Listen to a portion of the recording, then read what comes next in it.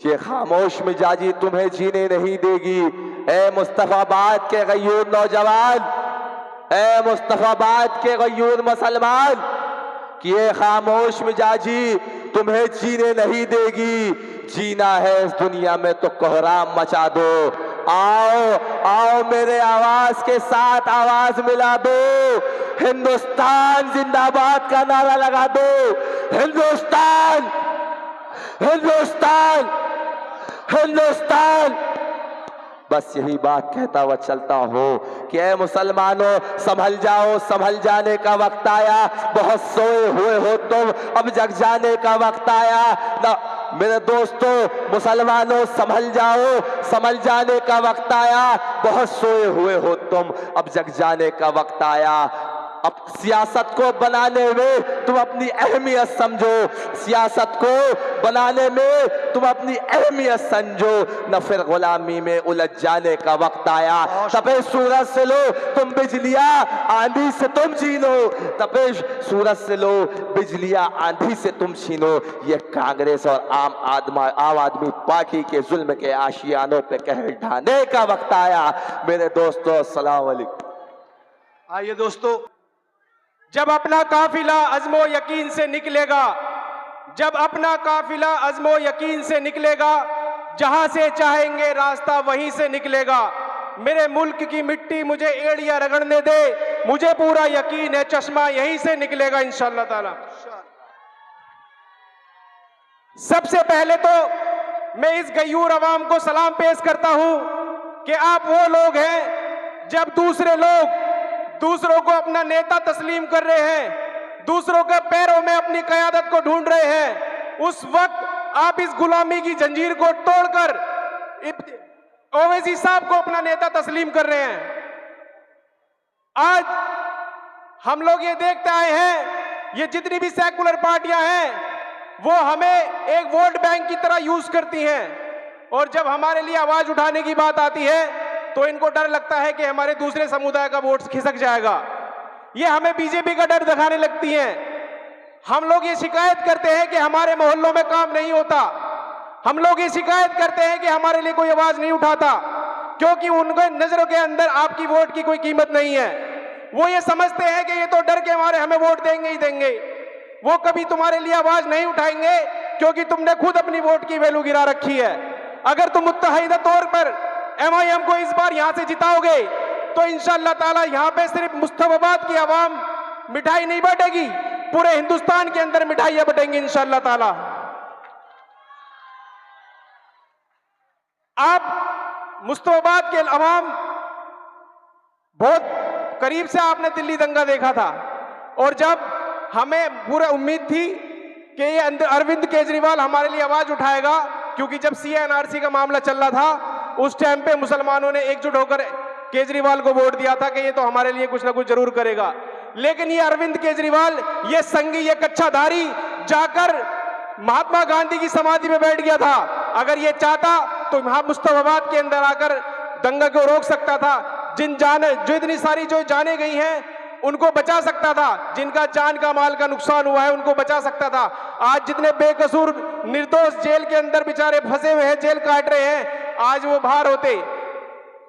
हमारे ताहिर हुसैन साहब आज जगह जगह जाकर हाथ जोड़कर अपनी आवाम से, अपनी कौम से ये उम्मीद लगाकर गुजारिश कर रहे हैं कि आप लोग हमको वोट देंगे।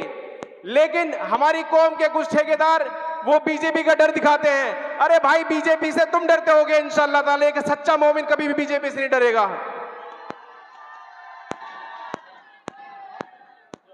तूफानों से आंख मिलाओ, सैलाबों पर वार करो, इन मल्लाहों का चक्कर छोड़ो, तैर के दरिया पार करो। मैं आपसे गुजारिश करने आया हूं कि आने वाली 5 तारीख को पतंग के निशान पर बटन दबाना और हाजिर ताहिर हुसैन साहब को ज्यादा से ज्यादा वोटों से जिताना है आपको। अस्सलाम वालेकुम। आदाब अर्ज करता हूं। मैं डॉक्टर इरशाद चौहान आपसे बहुत कम वक्त लेते हुए कुछ बहुत इंपॉर्टेंट बातें आपके सामने रखना चाहता हूं। देखिए, हमारी कुर्बानियां लगातार आप सब देखते आ रहे हैं कि इंडिया गेट पर 95,300 नाम उन स्वतंत्रता सेनानियों के हैं जिन्होंने अपनी जानें कुर्बान कर दी और जानें कुर्बान करने के बाद उन्होंने हमें स्वतंत्रता दिलवाई। और आज हमें ये अधिकार मिला कि हम अपनी वोट से अपने नुमाइंदे चुनें और वो नुमाइंदे हमारे लिए काम करें। उसके बाद जब वो अधिकार हमें मिला तो 95,300 नामों में 61,945 नाम वो मुस्लिमों के हैं। और ओवैसी साहब हिंदू, मुस्लिम, सिख, ईसाई सभी की आवाज़ उठाते हैं। ओवैसी साहब ने 2002 में 6 दलितों को मार दिया गया, ओवैसी साहब ने उनकी आवाज़ को उठाया। जुनैद को, नासिर को जिंदा जला दिया गया, ओवैसी साहब ने उनकी आवाज़ को उठाया।